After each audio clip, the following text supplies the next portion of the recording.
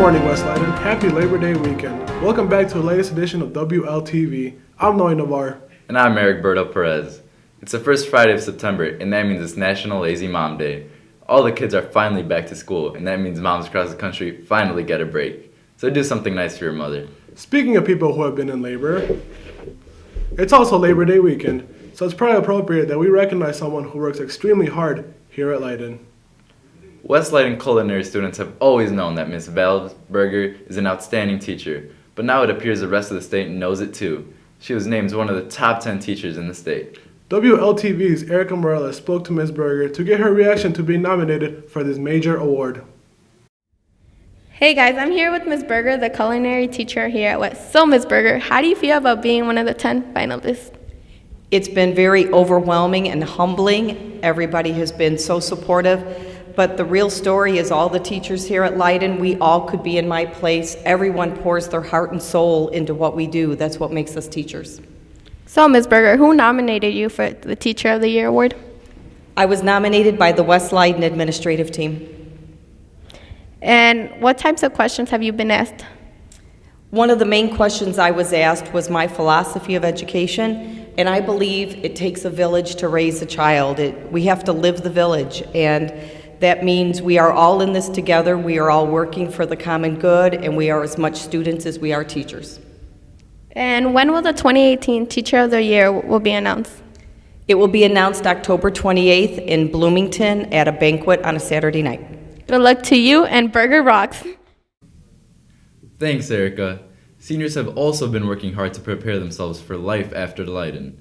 Today is the last day of what many students would consider a successful senior week. WLTV's Alexis Lopez caught up with a few of the organizers of the week to reflect on how things went to give juniors a preview of what to expect for next year. Hey guys, so now I'm here with 2 counselors and 4 students from Leiden. So, can you expand on Senior Week? Sure. In the past, we had gone to all of the senior English classes to present all of the post-secondary opportunities.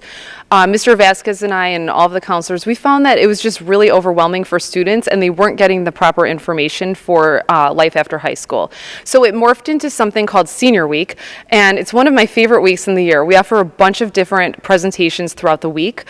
Some of the sessions include, we had a motivational speaker, a four-year college presentation, an essay writing workshop. We have an in-state college panel, an out-of-state college panel, financial aid and scholarship workshop, 2-year college presentation, military panel, and a trades fair.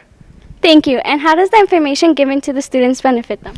Well, I think all students should have a plan. It doesn't matter if you're in the top 10% of your class, the bottom 10% of the class, or anywhere in the middle. With the Senior Week presentation, students are able to explore different options, kind of explore what their post-secondary goals could be, and they get to learn from the different experts in the field that come and present to them. So guys, how many sessions did you take and why? I attended to 6 sessions because I wanted to be as prepared as I could, because I don't think you could ever be too prepared, so I wanted to get as much as I could from Senior Week. Okay, and Judith, how many did you attend to?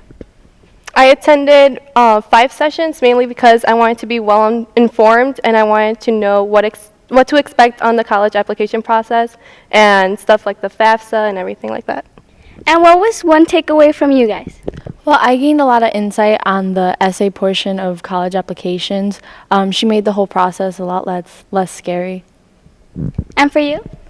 I learned the importance of starting early and making sure you get as much as you can done before November so you're not rushing to finish applications. Thank you. And one more announcement.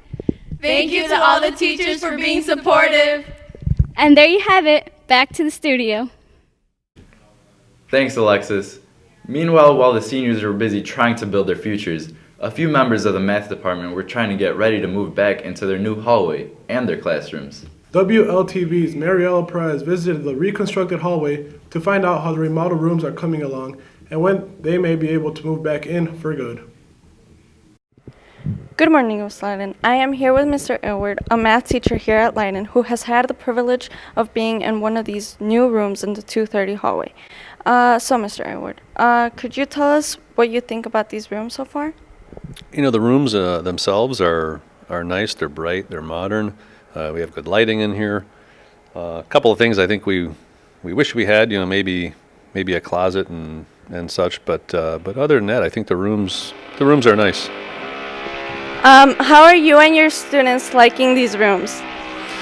Well, aside from the noise that you just heard right there, the room is nice. It's a bright place. It's a good place. I think it's going to be a great place to learn and teach in, ultimately, when we finally get in here with all of our stuff. But we haven't had much chance to enjoy them yet. How often have you been in these rooms since the construction was done? I think we spent 2 full days in here. A few of us teachers would kind of sneak over here and pop in and look at what the rooms were looking like as they were still building them and still working on them. But we were only in here for a couple days, and the noise ultimately pushed us out. And why did the school decide on new math rooms for this hallway? I don't know why this particular hallway was chosen, but I know that they opted to put a dividing wall that you can see behind us there. That's a whiteboard wall that opens, and we can use these 2 rooms as one space. But why they chose this particular hallway, I'm not 100% certain. You'd have to ask probably the administration about that. Is it difficult because you guys have to keep moving around? Yes, yeah, that's a challenge. We started out in one set of rooms, and then we moved into these rooms for a couple days, and now we've been relocated into the 250 hallway, which moves those people and places them somewhere else. So it's been a challenge, and I know that's hard for the students too, to constantly be changing rooms, and the setup of the room has to change every time that you do that. The seating charts have to change. So yeah, that is definitely a challenge. And when will you be able to use these rooms? That's the $1 million question. I don't know. They say it could be most of the first semester, if not all. Ultimately, that depends on what happens downstairs with the Eagles Wing construction. Thank you, Mr. Edward, and back to the studio. Thanks, Mariella. Well, that's all the time we have for you today, West Leiden. Good luck to all the Eagles competing this weekend. The football team is headed to Downers Grove North tonight, and the soccer team is hosting a game here at West tonight at 6:30.